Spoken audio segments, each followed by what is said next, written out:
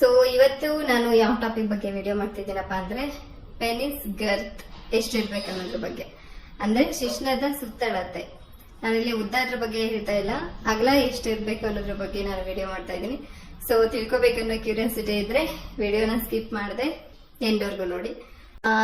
Video start ಮಾಡೋಣ. But ಅದಕ್ಕಿಂತ ಮುಂಚೆ ಇನ್ನು ಯಾರೆಲ್ಲ ನನ್ನ ಚಾನೆಲ್ನ ಸಬ್ಸ್ಕ್ರೈಬ್ ಮಾಡದೆ ನೋಡ್ತಿದ್ದೀರಿ ದಯವಿಟ್ಟು ಸಬ್ಸ್ಕ್ರೈಬ್ ಮಾಡ್ಕೊಳ್ಳಿ. ಹಾಗೆ ಪಕ್ಕದಲ್ಲಿರುವಂತಹ ಬೆಲ್ ಐಕನ್ ಪ್ರೆಸ್ ಮಾಡೋದನ್ನು ಸಹ ಮರಿಬೇಡಿ. ಓಕೆ, ಆಲ್ರೆಡಿ ನಾನು ಉದ್ದ ಎಷ್ಟಿರ್ಬೇಕು ಅನ್ನೋದ್ರ ಬಗ್ಗೆ ನಾನು 2 ವಿಡಿಯೋಸ್ನ ಮಾಡಿದ್ದೀನಿ. ಸೊ ಇನ್ನು ಯಾರೆಲ್ಲ ನೋಡಿಲ್ಲ ಅಂದ್ರೆ ದಯವಿಟ್ಟು ಆ ವಿಡಿಯೋನ ನೋಡ್ಬೋದು.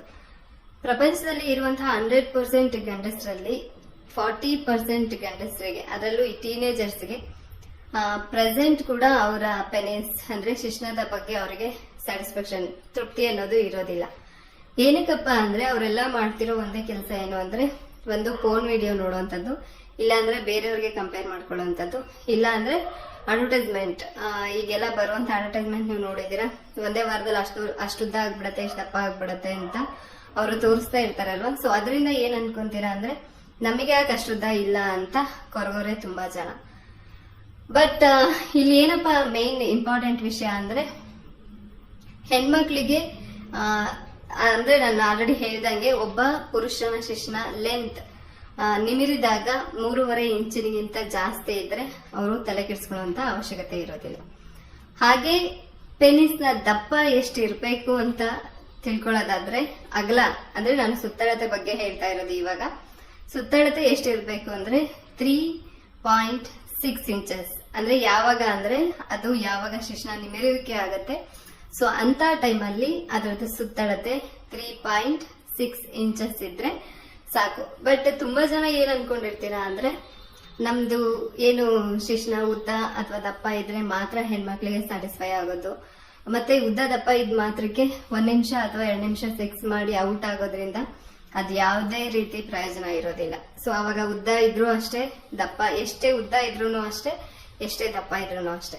ಬಟ್ ಇಲ್ಲಿ ಮೇನ್ ಇಂಪಾರ್ಟೆಂಟ್ ಏನಪ್ಪಾ ಅಂದ್ರೆ ಸೆಕ್ಸ್ ಅಲ್ಲಿ ಹೌದು ತುಂಬಾ ಅವಶ್ಯಕತೆ ಇದೆ, ಅವರೇಜ್ ಲೆಂತ್ ಮತ್ತೆ ಗರ್ತ್ ಎರಡೂನು.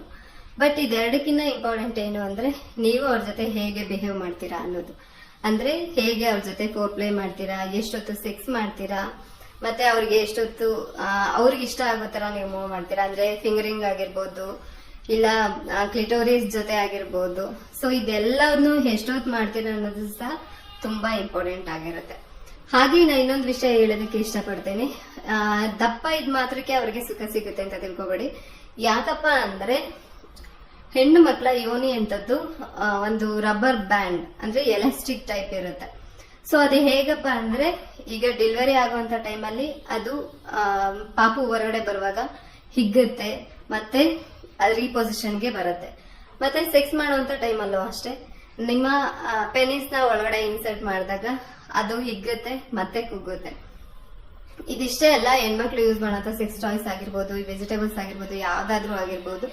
ಸೊ ಅದನ್ನ ಯಾವ್ದನ್ನೇ ನೀವು ಯೋನಿ ಒಳಗಡೆ ಇಟ್ಟಾಗ ಅದು ಹಿಗ್ಗುತ್ತೆ, ಮತ್ತೆ ಅದು ಹೊರಗಡೆ ತೆಗೆದಾಗ ರೀಪೊಸಿಷನ್ಗೆ ಬರುತ್ತೆ. ಸೊ ನಾನು ಹೇಳಿದ್ದು ನಿಮ್ಗೆ ಅರ್ಥ ಆಯ್ತು ಅನ್ಕೋತೀನಿ. ಸೆಕ್ಸ್ ಅಲ್ಲಿ ಯಾವತ್ತು ಲೆಂತ್ ಮತ್ತೆ ಗರ್ತ್ ಇಂಪಾರ್ಟೆಂಟ್ ಆಗೋದಿಲ್ಲ. ಅಂದ್ರೆ ತುಂಬಾ ಉದ್ದ ಇದ್ರೆ ಅಥವಾ ತುಂಬಾ ದಪ್ಪ ಇದ್ರೆ ಮಾತ್ರ ಹೆಣ್ಮಕ್ಳಿಗೆ ಖುಷಿ ಕೊಡ್ಬೋದು ಅಂತ ಅನ್ಕೊಂಡಿದ್ರೆ ಅದು ನಿಮ್ಮ ತಪ್ಪು ಕಲ್ಪನೆ.